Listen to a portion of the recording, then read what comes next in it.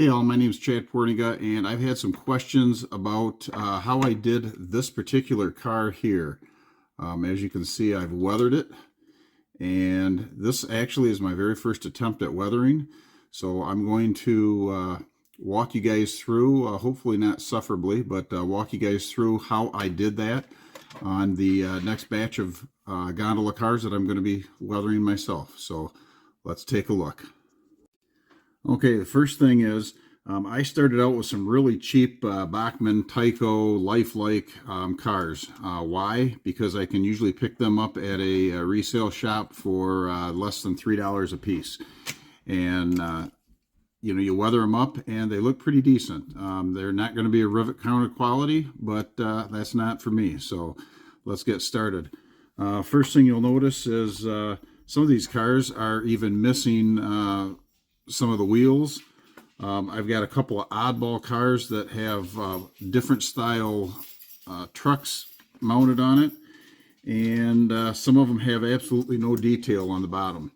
Not worrying about it because, again, I'm not a rivet counter. But first things first, you got to get these Talgo trucks off of there, and you just kind of carefully work them with a screwdriver, and they will pop off of there.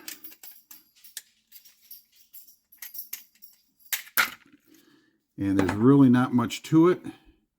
It's just a little tiny pin. I don't know how well you can see that. It's just a little tiny pin on there that will pop off. And you end up with just a hole in the bottom.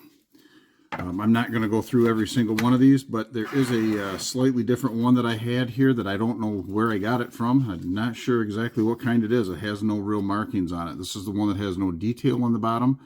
But when I pull that one off, that one comes apart in kind of an odd configuration. The draft gearbox comes off, which actually has a little copper spring in it. The horn hook coupler, we're going to get rid of that stuff anyway, so I don't care about it. And then the truck has a pin that's loose in it. So if you're going to use those trucks, which I am, you're not going to want to lose that stuff. So kind of keep it together so that you know which vehicle or which rolling stock they came off of. One other step I forgot to mention is the hand wheels, the brake wheel on the cars. Most of them just pull out gently. You just give it a little twist and they come out. You can see that they're really small and they just have a little sprue almost sticking up on the top of it. And that's all that holds it in. So save them somewhere that you're not going to lose them. And just gently give it a little twist and they come right out. Okay, now we're outside and I've got some brake clean, just a little CRC, whatever. It's cheap. This wasn't so cheap, but if you can catch it on sale, that can make it cheaper. Now let's try this again here. So I've got the cars outside now. You don't want to do this inside. I'm using some brake clean. You can get whatever is cheap. Doesn't have to be the really expensive stuff. This is the non-chlorinated. You can use either or. I've used both. Seems to do about the same. All we're going to do is kind of spray it down, and you'll notice some of the color coming off with it. And it did not seem to take all the color off, but you can see the color dripping off. I don't know if you can see it in the video very well or not, but you can definitely see it on the glove. It is taking some of that color off. And again, I'm not a rivet counter, so I don't need it to be absolutely crystal clear like brand new. I'm just going for prepping the surface to take the new paint when I get to that point. So for now, we're just trying to get all of the dust and grease and anything else that's built up on it over the years from sitting in your shelf or someone else's collection.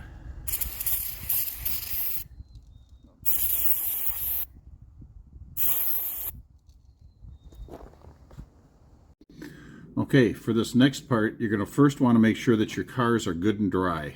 You don't want brake clean on them when you start this next part. We're going to use a butane torch.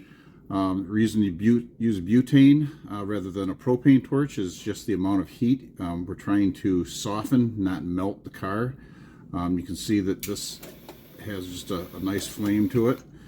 What we're going to do is we're going to use the torch to soften the plastic one area at a time, and then use something like the rounded end of a paintbrush.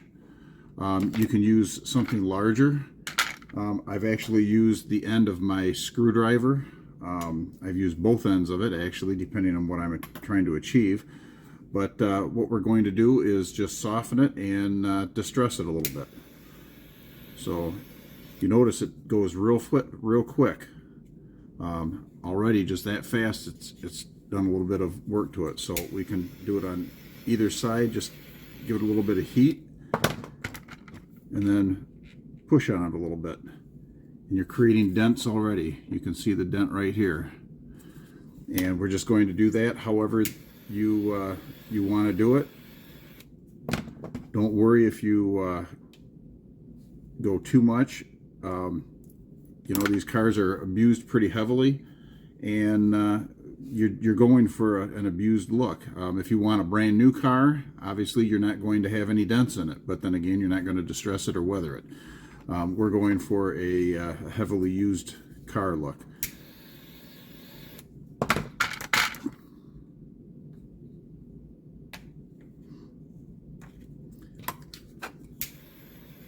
And I did find out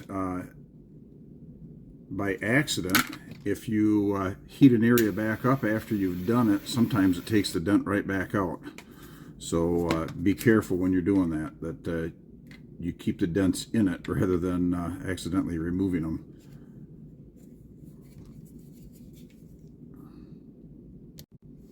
One other thing about this, remember, think the way that the coal, gravel, whatever it is that you're going to be carrying is going to be in the car.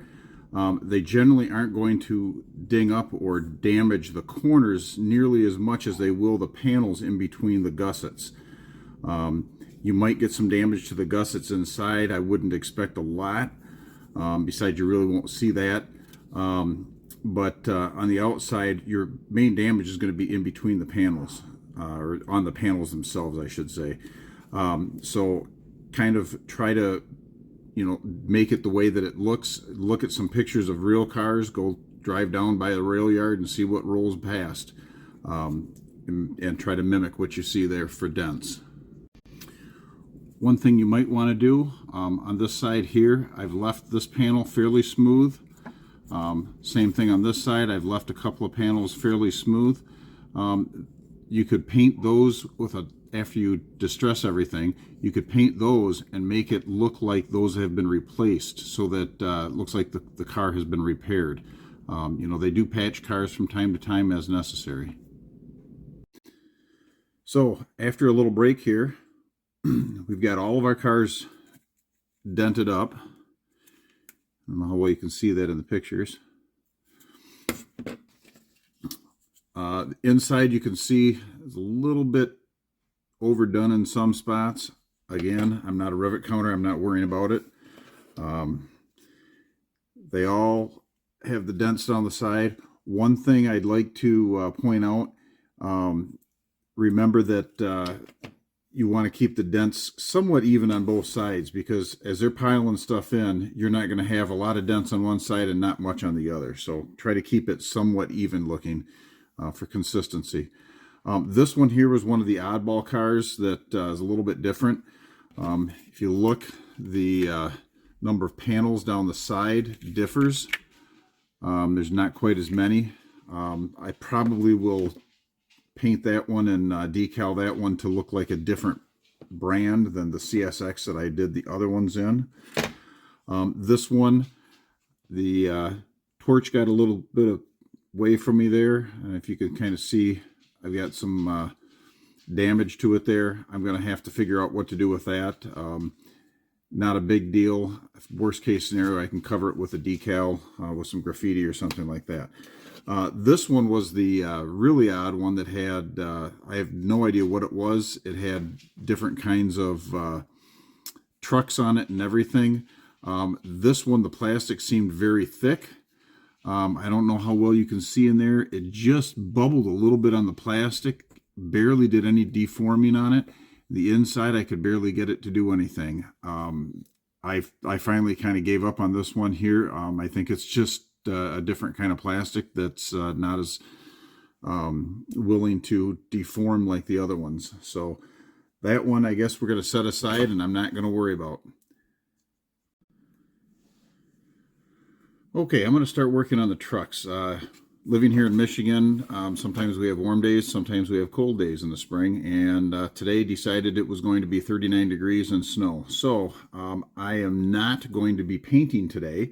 I will actually be working on the trucks. So what we can do is you can take the trucks apart, just give it kind of a squeeze and pull them out. Or if you've got the handy tool that squeezes there, you just slip that over top of the axles and you just give it a little squeeze and they come right out. Not a big deal to remove them. You just want to make sure to get them all out of there. The reason I'm taking them out is I'm going to replace the plastic wheels with steel ones or metal ones. They sound better, they keep the tracks cleaner, and I just had a few extra bucks to spend, I guess. But you could put the plastic ones back in if that's what you choose.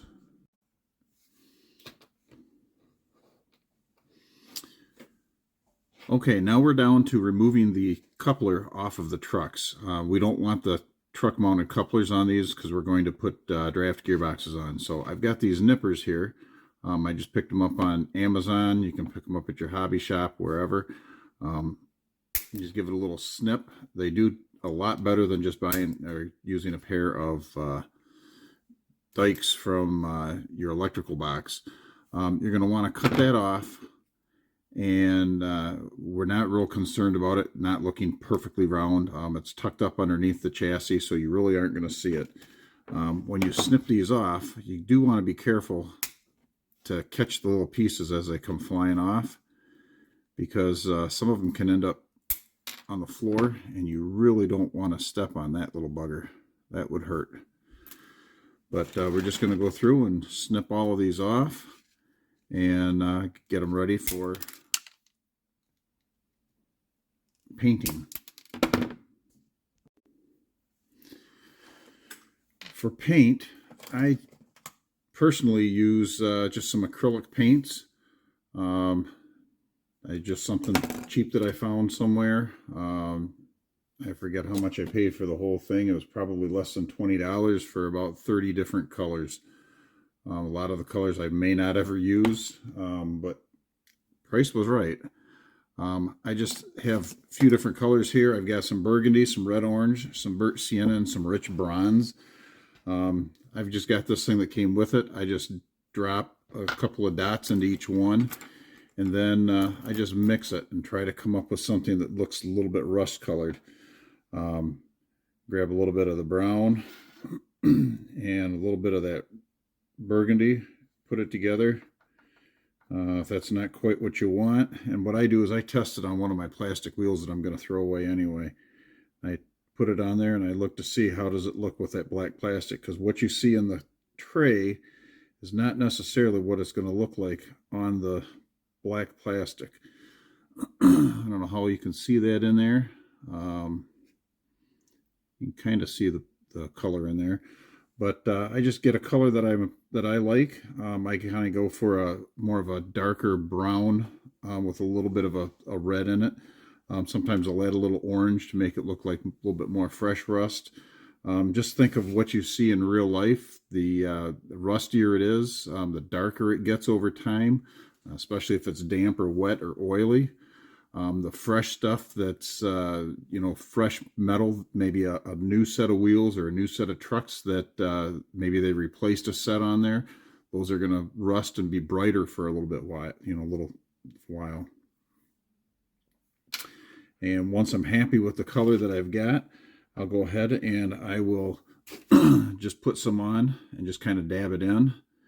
And I don't worry if it's not fully covering everything, because you know, they aren't going to rust uniformly all over everything. There is going to be different colors on there, and we're going to go back and add some other colors as we go too, just to give it some depth. But for the meantime, we're going to give it some of this reddish brown rust color that I've mixed up, and we're just going to paint them up. You need something to set them on when they're drying. What I find works well, and they're very cheap. I've got a set from when we had a student in the house, and we have a lot of 3x5 note cards left over. And I just use some of those, and I just set them on that to dry so it doesn't get all over my workbench. And if I need to move them, I can grab the whole note card and drag it out of the way. But as I'm painting on there, I just try to get it so that it's got a pretty good covering on it. Again, it's not that critical that it looks perfect, because in real life you aren't going to see stuff perfect either. Definitely keep it away from the inside where the bearings, or where the wheels would rub, where you would have bearings in a real truck, because you don't want anything there that's going to cause extra friction. And then I'll just set those things down and grab the next one.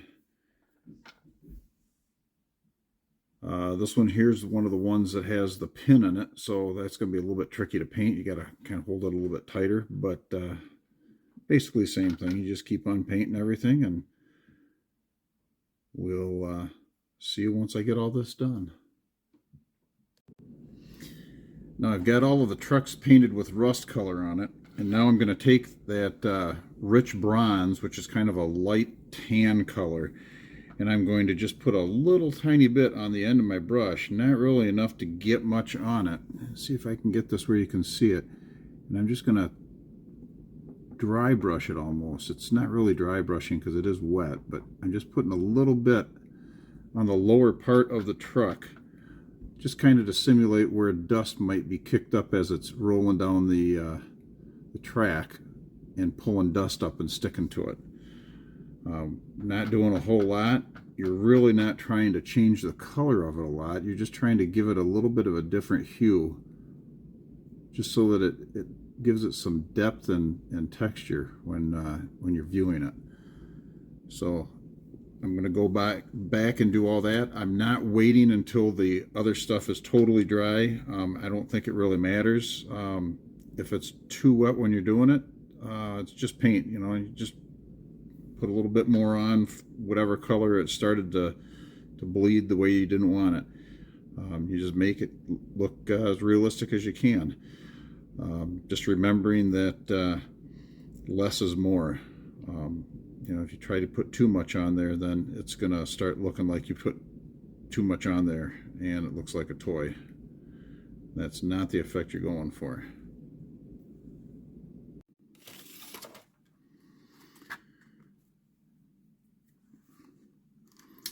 Okay, one thing I didn't mention was when I painted the body of the car black, afterwards I let it dry and I painted it with a clear gloss. I used the Testors clear gloss. I use a model paint as opposed to like a household style paint, Rust-Oleum or Krylon or anything like that, only because I've been told by some old timers that model a lot, that it comes out a little bit smoother and nicer for models. So your mileage may vary, but that's what I'm going with. Anyways, back to this. I 3D printed this myself here. It's a little masking unit, so that I can weather the outside of the rims on the tires without actually getting it all over the tread part of the tire. So you can do it one or two ways, and I'm using for this, I'm using the Panzer Aces by Vallejo or Vallejo, however you pronounce it. I'm just going to call it Panzer Aces. This is the light rust number 301, and I just have a small dot of it in here, and what I'm going to do is just get a little tiny bit on the brush, and we're trying not to get it on the points of the wheels, just on the axle, or excuse me, on the radius part of it. The more you get on there, you can see it's bright and dark like that. You can also got my trusty H2O. Put a couple dots of that in there, and you can thin it out.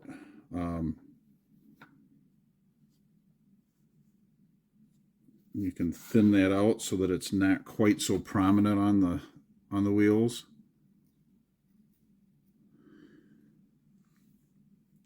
You might want to take a second brush that's doesn't have nearly as much on it, and just kind of pull some of that off of there so that it just doesn't look overdone. And I'll show you that here a second.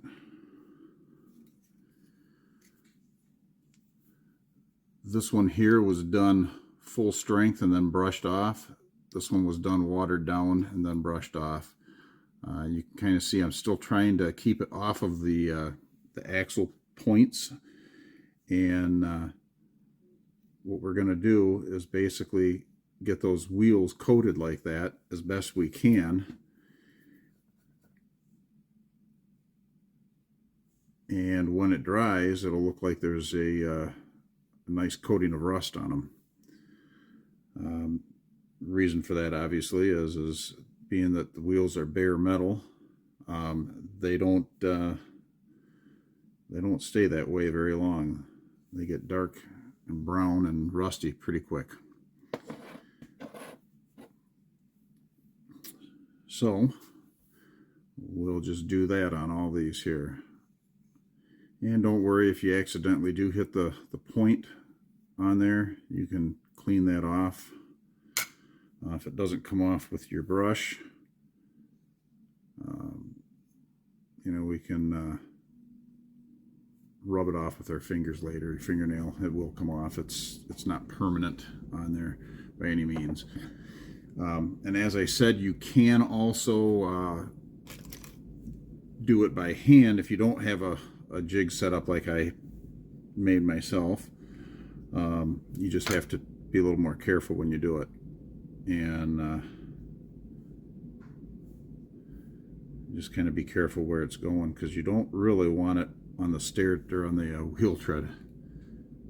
You can put it on just like that. Now you have the issue of when you lay it down, of course it's going to want to run, so you may have to do a little bit of cleaning on the wheel surface itself. So that's all there is to it. All right, now we've got the trucks painted, and we also have the wheels painted.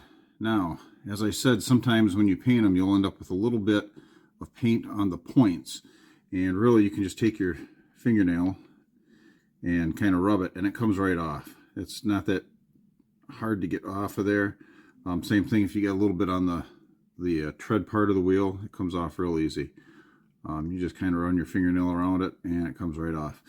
You'll notice that the paint on there is not perfect, and that's okay, because what that'll do is it'll give it'll show up as moving when the cars are rolling. If they're solid all the way around, you really won't notice anything, but this way you'll see the motion of the wheel turning as it's rolling down the track. So it gives kind of a neat effect.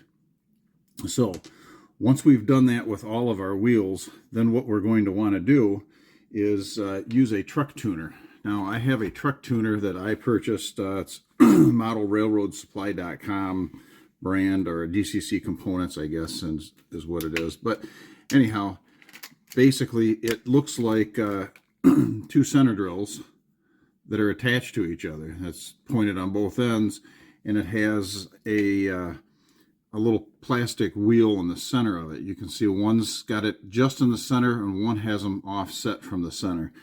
The only reason I can see that they've offset that is because it will straddle the where the horn hook coupler was originally attached on these. So what we'll do is put those in the bearing pockets, if you will, and give it some slight pressure on the outside. We're going to squeeze slightly on the outside and turn that. Turn it both directions. I just run it back and forth on my finger several times, and that kind of cleans up that pocket, gives it a nice profile. We're going to do that on both sides, and the reason for that is it makes the wheels spin very well. They free spin a whole lot better. You'll notice if you just put the wheels back in without doing that, the wheels will not free spin. So I'm going to look and make sure that all the paint's off of the point. That one's good. We're going to set them in.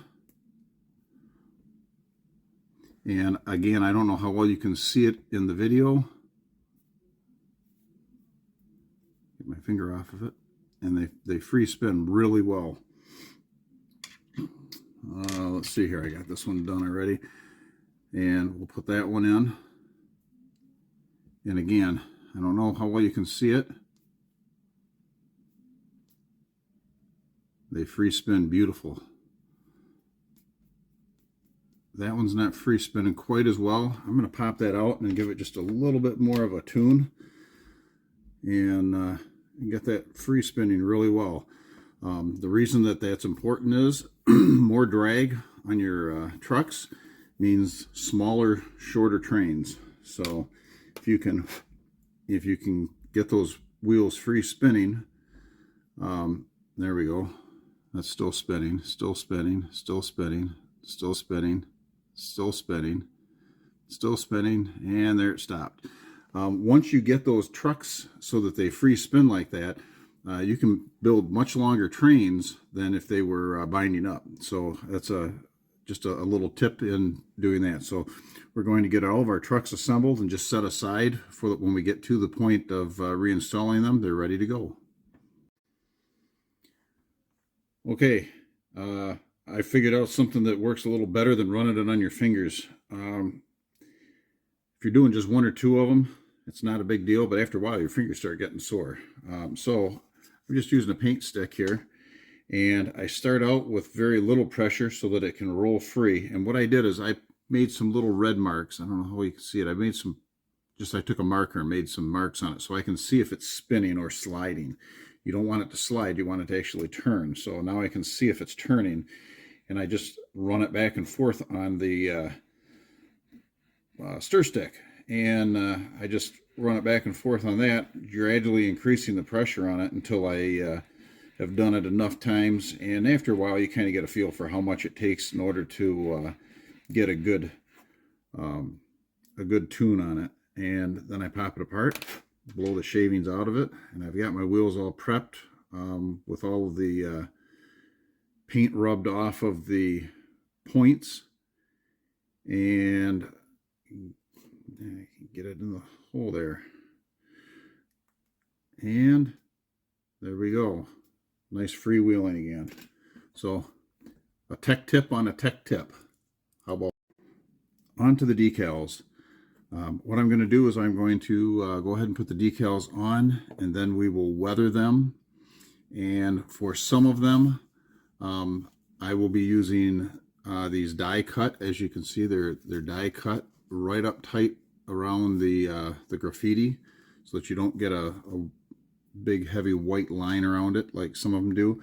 I have some that are on a clear background, but I tested one and they just don't show up over the black. They need to go over a light colored paint job. So these are the ones with the white backing, and then they're die cut around them.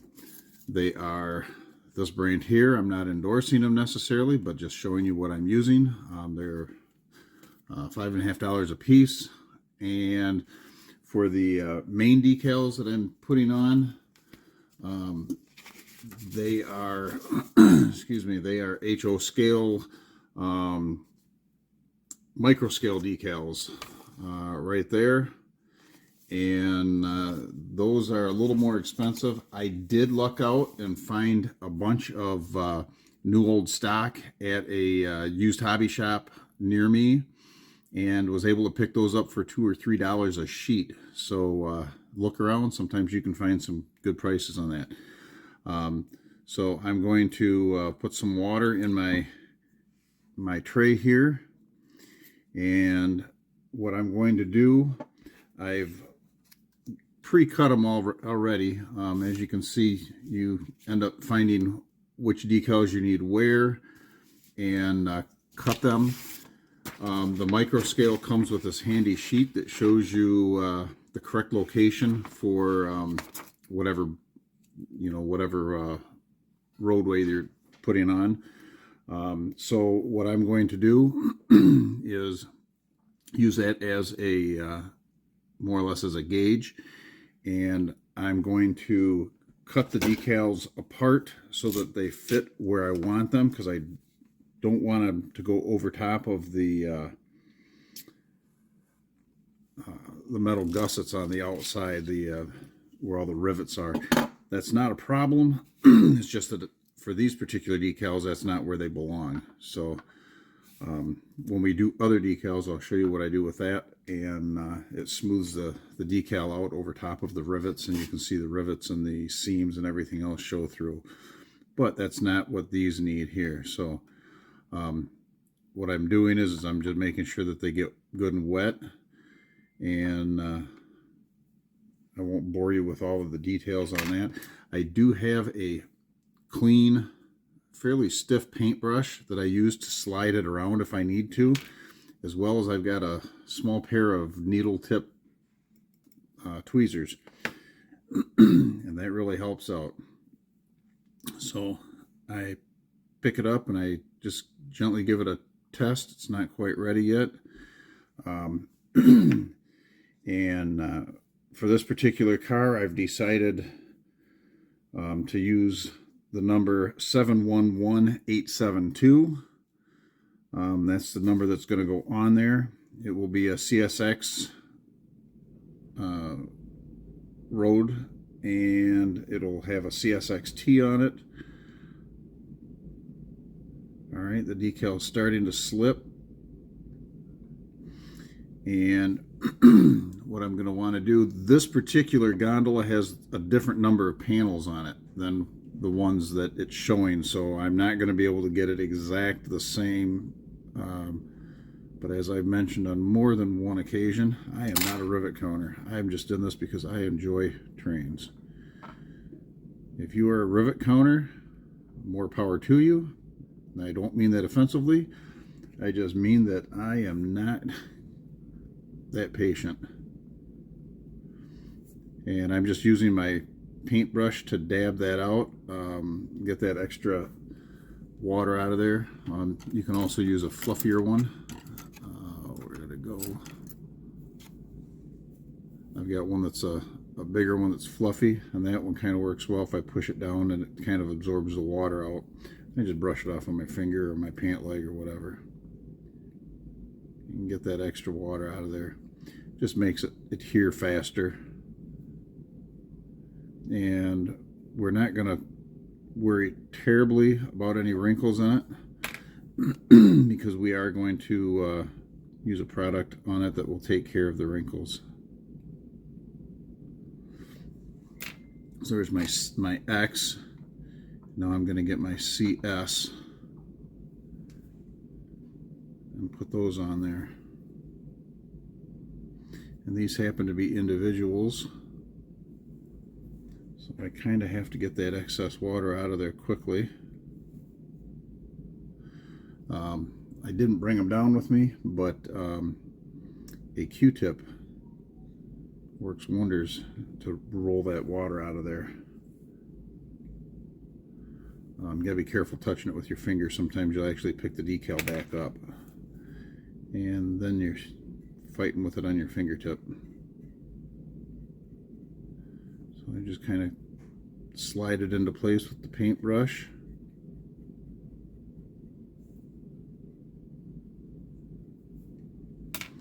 And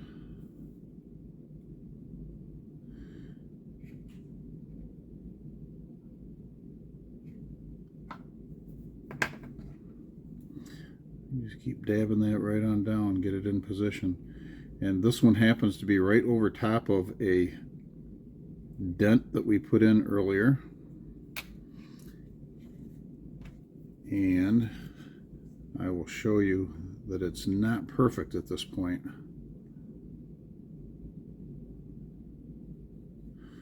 Alright, so I don't know how well you can see it. You can kind of see that there's some wrinkles and things like that on that. We're not going to worry about that yet. We will come back later with some product here, Microset, Microsol. The Microsol is the one that we're going to use to cause it to smooth out over top of the those dents. But in the meantime, we're going to get more of these decals on. So I'm not going to bore you with putting all the decals on in front of the camera. You know how to put decals on, I'm sure. If not, there's plenty of videos that show how to do that. But I will come back and we will put the Microsol and the Microset on as needed. Here we are. We've got a car with decals all over it. I know some of you are probably going, oh my gosh, he put graffiti on his car. And you know what? Yes, I did, because that's what I see on the rails around me, and that's what I'm trying to model. If you choose to model a different era where there is not tagging going on, or you just personally don't want that on your cars, that's fine. Don't put it on there. I will say that the decals that I use here, that are the laser cut water slide decals, they are a bit thicker than a stock decal that you would buy from a factory, that might come with a kit, or that you would buy in the sets, the sheets that I've got there. So when you put it on, you're going to notice that, well, you can see it, the rivets don't show very well through the decal. That one I managed to get down, smooth down just a little bit better. But this is the trick to it. There's two different solutions you can use, Microset and Microsol. Microset is a setting solution for the decals, and it also is a decal remover. I'm not using that one. Personally, I'm going with the Microsol. Some of you might try something different. There's some other brands out there. Your mileage may vary. But this is the one that I'm using. It specifically says setting solution for decals, softens decals to conform to irregular surfaces for a painted on look. And that's exactly what I'm going for. So what I'm going to do is get a clean brush, nice large clean brush, and we're just going to dip a little bit in, and we're going to just dab it on it and just let it sit on there. Don't worry about it. It is going to want to slide the decal around if you're not careful. So when you put it on there, let it sit and don't mess with it. Just brush it on gently, leave it. Because what you're trying to do is soften that decal up, and as this stuff evaporates, it will pull it down to the surface that's deformed, or the rivets or whatever is underneath it. And it will, you may have to do this a couple of times, especially on those graffiti decals. If you're using some of the thicker ones, you'll need to put that on a few times. And you just dab it on there and let it dry, come back to it, check it out. If it looks good, great. If it doesn't, put another coat on. Again, you're going to do this very, very delicately, because if you don't, it's going to peel your decals back off. And trust me, I've done that too. And so I'm only using it on the decals that are over top of rivets or irregular surfaces. If it's on a smooth surface, I'm not doing it, because I don't feel that it's necessary. The biggest thing that you want to remember is once you've done it, to let it sit. Don't try to go back and do it a second time, or you're just going to pull the decals back off. Once you get all that on there, and you're pleased with it, what you're going to do is put a matte clear coat over top of it. And what that's going to do is it's going to permanently affix those decals down to the rail car, and you'll be ready for the next step. So with that, I'm going to finish putting this on here. We're going to shut it off. I'm not going to show the 2 or 3 or 4 times that I've got to go back and put more of this on. I'm just going to leave that to your imagination as to how much you're going to need. Like I said, especially on the graffiti, I put on probably maybe 3, even 4 coats of this if necessary, just to get it so that the rivets show through properly. Not because I'm a rivet counter, but just because it looks good. It's some of the little details that makes a difference when you're doing your weathering. So that's all I got on there. Hey, we're back. As you can see, we have our graffiti on the cars. All the decals are on the cars. And what I didn't show, but I did take them out and I put a matte clear over top of everything. So everything's got a good coat of matte finish over it so that the new paints will stick. What I'm using here, I've got some light rust, and I have some orange brown, and I also have they're just artist pastel, chalk pastels, and I got some that were in kind of these reds and orange colors and browns, and primarily I'll be using these colors here. Those 3 are going to be my go-to colors to put a little bit of powdered rust looking on it. I just have a piece of 80 grit sandpaper, and I'll show you what I do when I get to that point, but those are the things you'll want that way. Paintbrush wise, I'm going to use kind of a wide one here like this for when I'm painting on the inside of the car. And then I've got this one, you can see, I'll see if I can put something behind it here. You can see how fine of a tip that is. That is a really fine tip. And what I'll use that for is when I'm trying to give it some rust runs down the outside of the car. Hey, I'm back. Got the graffiti on there. We've used some of the micro set and the micro sol, mostly the micro sol. I've probably put anywhere from 8 to 12 applications of it on there. As you can see, hopefully you can see that you can actually see the rivet detail. Maybe you can, maybe you can't. Sorry if you don't see it. You can actually see the rivets, and that comes from the solvents that are in there softening up the decal and letting it basically melt down around the plastic details. The graffitis decals that I purchased are a little bit thicker transfer paper, so they need quite a bit of that in order to get it down. The actual decals that I have that are the factory lettering and things like that, those are pretty thin, and those things usually take 1, maybe 2 coats, depending on what you're trying to get over top of. On to what I'm using to do my rust paint on there, my weathering. I have some Panzer Aces light rust, and I have some this is orange brown, and it's just the model color acrylics. They're a little bit more of a liquid acrylic as opposed to the some of the other ones like this that I've used in some of the other ones, the other parts when I was painting some of the other details. Anyhow, sorry to make that sound confusing. As for brushes, I've got a nice wide brush that I'm going to use to do the bulk of it. I've got a smaller narrow brush that I'll use for some general detail.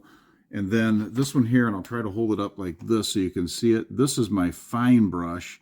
It's a real small tip on there, and I use that for giving it the streaks of rust that come down the rails and things like that on the outside. We're not going to worry about it on the inside, trying to streak it or anything like that, because just the abuse that these cars would take in real life, like this one here, you can see it really, you don't need to do a whole lot of streaking or anything like that, because it's going to constantly be worn off by whatever they're dumping in there. So the other thing that I'm using is I'm using some chalk pastels, and I just have some cheap chalk pastels that I ordered offline. They're just an artist pastel, and I'm primarily, I bought this color palette here. It's mostly browns and some oranges and a couple of lighter colors here, but these are the three that I'm really going to be using mostly. They're kind of a rust color, and I also have some 80 grit sandpaper. 80 grit's just what I happen to have. If you have 100 grit, if you've got 120, if you've got 60, it really doesn't matter, because what you're doing is you're just using the pastel on here to kind of rub it, and it kind of shakes off, and it's going to create kind of that clumpy look down in the bottom. So with that, let's get started. We're going to get a little bit of the, this is our light rust, and get a little bit of the orange brown. And that's kind of a dirt color, really.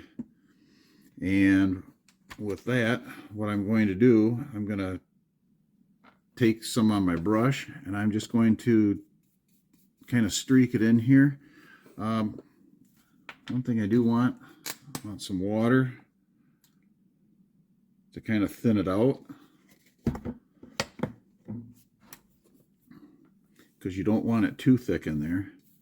And what we're just going to do is we're just going to let that just kind of look like it was done by nature. You're going to see heavier and lighter areas, and that's okay. And it really doesn't take much. I mean, you kind of get that color in there, and what covers, what doesn't. It's going to look natural as long as you thin it out some, because you know, let's face it, the paint as it comes out of the tube is pretty darn thick, and that's not what rust looks like in real life. You know, go out and look at the bottom of your car if you live in Michigan like I do. Anyhow, as you can see, I think it's just starting to cover in there lightly. And again, you know, you might have to add a little bit of paint. You might have to thin it out and give it a little bit of you know, back and forth with the paint and the water. And again, this is okay to look streaky, because that's kind of what these cars are going to look like. I mean, the water's going to run down it when it rains, when they're piling. You know, if it's a coal car, or if it's a gravel car, or whatever it is that they're putting in there, you're going to want some of it up on the upper rails. You don't have to get real fussy with it, because, you know, obviously there's going to be some rust, but there's also going to be some paint showing through. And we're just going to get some of that up there and let it look as natural as you can. Just let your imagination go wild with it, and have fun with it. As you can see, it didn't take very long just to get that in there. Once I've got that, then what I'll do is I'll take some of these pastel colors, and let me get this out of my way. Take some of the pastel colors, and I'm just going to rub it on there and let it end up on the bottom. And you'll see that here in a second when I show it to you. You get a couple different colors of it. Spin it around. It's tending to fall on the one side more than the other.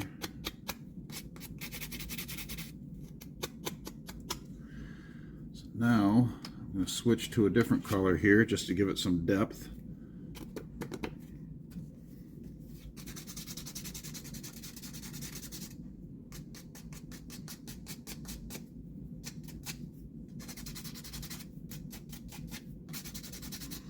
And the paint that we put down in there is going to act as a temporary glue for it.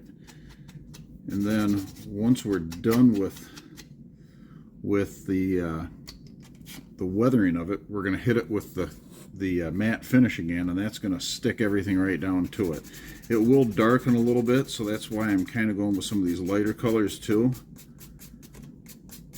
And again, you go as lighter, or excuse me, as heavy or as light as you want on the weathering in there. Now you look at it, and I don't know how well it's going to show up in the video, but it actually looks like it's got, you know, loose rust rather than just paint rust in there. So now, once we've done that, we're going to come back to our paint. Get this paintbrush out of my way here. And we can do a couple of things. We can give it some rust, and I'm going to actually mix a little bit of water together with this paint right off the bat here. Get some of that water in there. So it's already watered down for me. And whoops, didn't mean to grab that there. Usually I do the inside and then I do the outside. So maybe what I'll do is I'll switch over here and I'll grab one of the other cars and I'll start on the outside. So we're gonna get a little bit of the rust, and we're gonna where it's gonna get the most rust on it, we're gonna go ahead and get it in there heavy.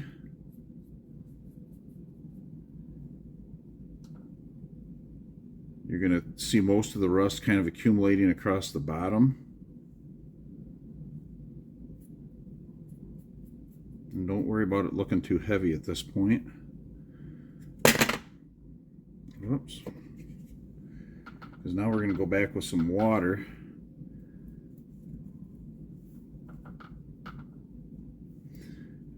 And we're going to thin out what we just put in there. It seems like you're putting it on and taking it back off, but that really is what you're doing. You know, you got to think about it the way that nature weathers things. You know, the rust is going to run down the panels.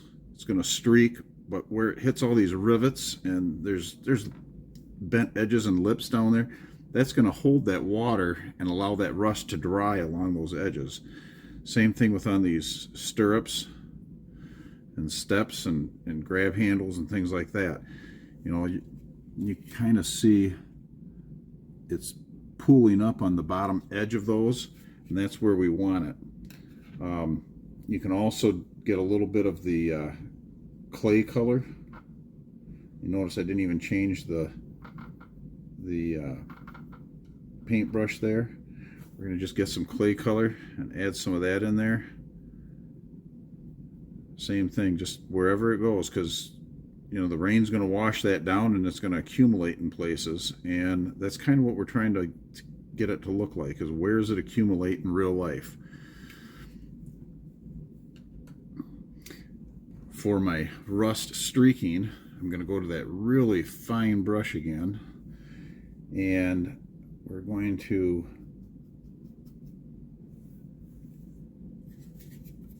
I'm going to try to keep this thing angled so that it will actually run down, but I'm going to just kind of, you can really see it, it's kind of hard for me to paint it that direction, but I'm going to just kind of run some streaks down, and then I'm going to get that brush wet and just kind of drag it down and let it go where it goes.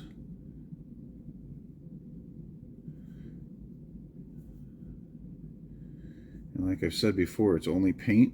If it doesn't do what you want, you can always wipe it off and try it again.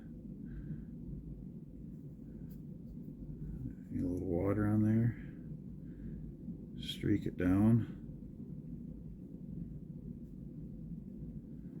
And the reason I'm kind of concentrating on these joints is because that's where there's edges of metal, and that's probably the most likely place for metal when it's bolted together to rub. Even though you might not see it rubbing going down the railroad tracks, that's in reality what's happening, is it's going to be rubbing a little bit there. You can also take your brush, get that thicker one again. Well, I'm going to grab a clean one here. I can get another nice clean one here and get some of that rust on there. And I'm going to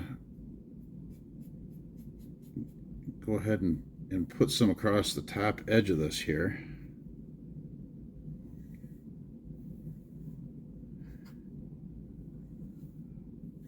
It looks like you're just kind of smudging it on there. And you really are. Just kind of smudging it on. And then, again, we're going to drag it down. And it doesn't have to be super thick. You're just trying to cloud the color a little bit so that it looks like, some rust has started to appear on the metal. Just because the car has paint on it doesn't mean that rust doesn't appear over top of stuff, because if it's rusty up here or rust water spills out from in here and it runs down and then dries, that's where it's going to be. So we're kind of adding that on there, and as you notice, it is just naturally building up across that bottom edge. And like I said, we're just kind of trying to give it a blotchy look. You can see my graffiti now looks like it's been on there a while. It's kind of weathering along with the CSX. I think you might be able to see that the CSX, let me grab a fresh one here. If you look at the CSX on the one, hopefully you can see that the top one is clean and the bottom one has some rust on it. It does look a lot better in real life here, I think, than what you're seeing in the video. So with that, we will leave it at that, and I'm going to go ahead and continue to weather these off camera, just because I have a bunch of them, and once I get them all taken care of, I'll come back and we'll move on to the next step. One quick tip, using my sandpaper here, I can use a dry paintbrush, and you can brush some of the excess off because it starts to build up on there, and you can kind of brush that off. But the other thing that you can do is you can pull some of that color off of there, and you can dry brush the outside of your car, and that'll give it a lightly rusted look. I'll show you that here. You can see I haven't done the B&O part here, but I've done the rest of that. I'm going to do that right now.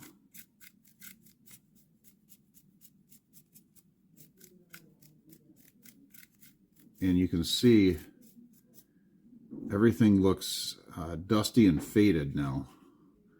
I'll do that. I started it on the other side here.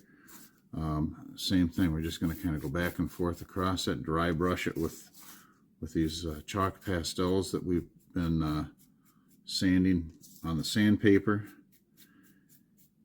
And the only downside to doing this technique is you do have to clear coat it before you start handling it, because if you don't, it's going to just come off on your fingers. But you can get some nice effect out of that. You can see that end versus undone. So that's after, that's before, and I'll let you watch as I do that here. We just start brushing it, and again, you're gonna want to, you know, go ahead and brush it down in the direction that gravity is working. So it'll be a little bit cleaner on the underside, not a lot, but most of your rust and stuff's going to kind of show on the surface of it. Okay, we're back and going to start putting draft gearboxes and couplers onto the bottom of the cars. And what I'll do is I'll list off all of the different pieces and parts that we're going to be using, tools as well as the parts themselves, rather than doing it as we go. So right here I have a whole bunch of draft gearboxes. Not right there, but I have a whole big load of them off to the side here. Picked them up real cheap at a swap meet. The next thing we've got some 256 by 1/4 inch screws, and you can get those at your hobby shop. You can probably order them online as well. Along with that, we're going to need a 256 tap, and you're going to want a tap holder. You just get a cheap one because it doesn't need to be super strong.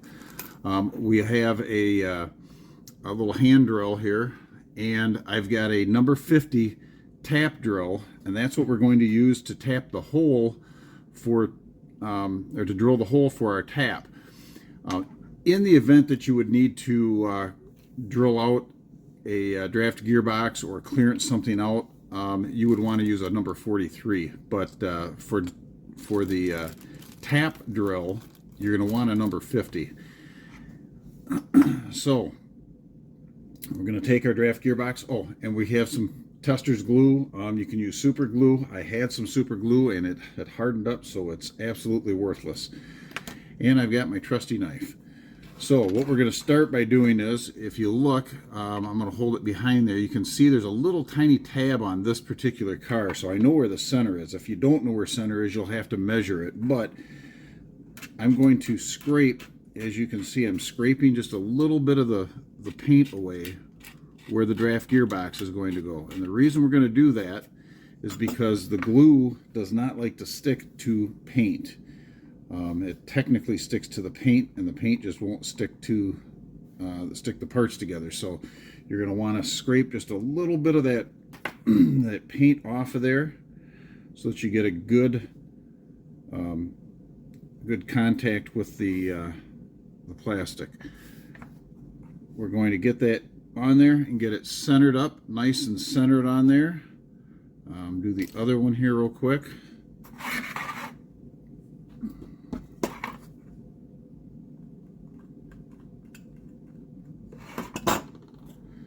Put a little dot of glue. It doesn't take much. We're really just trying to hold these in position for us so that when we get to the drilling and tapping, they aren't moving all around on us.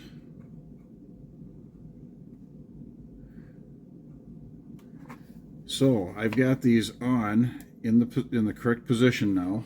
They are centered. You can see them both on there. And what I'm going to do is set that one aside. I have another one here that I've already prepared. Kind of like them fancy cooking shows. Everything's already done, it seems like. So what we're going to do is, from there, we're going to drill our hole. Now, this frame here appears to be metal, so it's going to be a little bit trickier. But you just keep drilling it. You just drill down through it, and once we get through, we will tap it.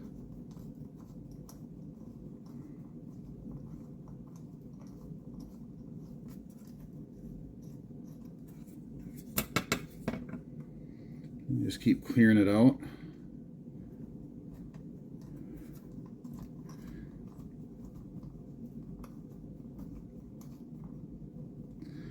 The reason I use a handheld drill bit like this rather than my fancy cordless drill is you can control it a little bit better. With the other one, it seems to wander more. We really don't want it wandering.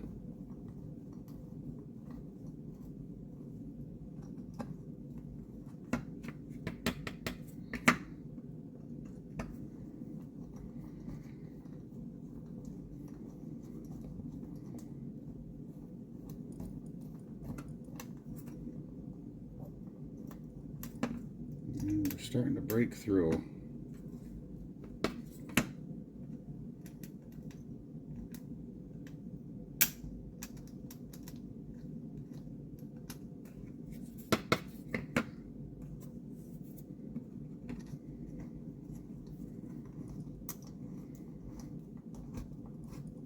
And we are through. Now, you'll notice, you can kind of see, as I move it around, you can see the hole in the bottom. And the screw is going to cover most of that up. You will notice it. If it really bothers you, you can put a little paint over top of it, some rust or weathering, whatever you want on the inside. Or if you fill it up like that, you won't even notice it. We're going to take the tap. We're going to follow right on through that hole. And we're going to carefully tap down through. Now, even though you're tapping just plastic or die cast metal, you're going to want to turn it maybe 1 or 1.5 turns and then back it off about a turn. And then go forward until it starts to cut again, and then go about 1 to 1.5 turns and then back it off. And then you'll be able to see, if you flip it over, you'll be able to tell when it's starting to get through the plastic. When you're into the plastic, it's not so bad. You don't have to clear it so much. And now you can kind of see that there's a tap sticking through there. And we're going to just spin it back out now.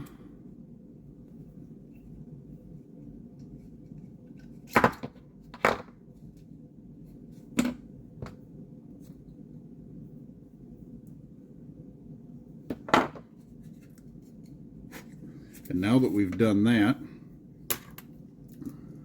also need your screwdriver.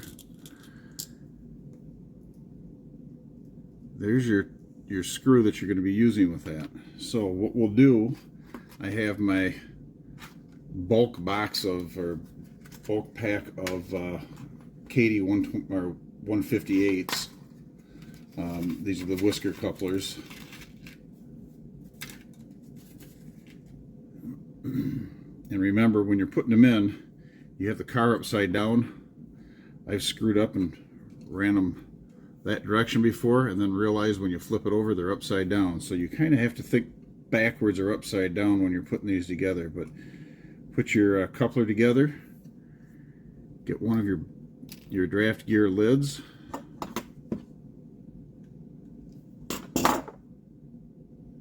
And you'll notice that, I don't know how well you can see it. Let's see if I can get something white behind it here. One side has a little lip sticking up. That lip is going to go to the outside. That lip does not fit down tight against the neck of the coupler. You want to put it down so that it is facing essentially the tracks side of the car. When you put that on, it should snap in if you have the style coupler that I've got here. Yours may be slightly different. When you screw that in, just give it a quick check. If it's a little bit tight, you might have to back that screw out just a little bit so that it can move. And now you can see that it centers up and it fits just the way that it should. So once again, with the magic of doing things early, I have one that's already assembled. And now we are going to go and work on the trucks. Okay, if you remember towards the beginning of the video, we weathered up some trucks. We used our tuner and we tuned them so that they spin real good. And we've got metal wheels. These are the inexpensive trucks that came on these. I'm just going to reuse them because why not? They're real simple. You just snap them in. You do need to kind of work them a little bit, make sure that they turn. It's just a little split barb on there that goes in.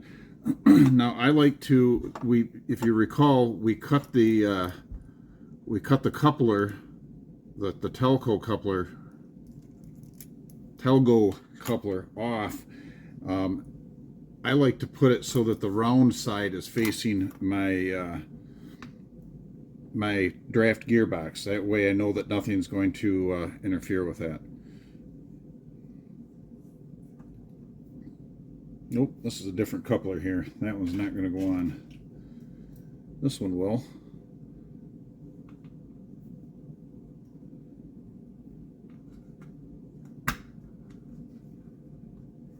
And with that, we have one completed car.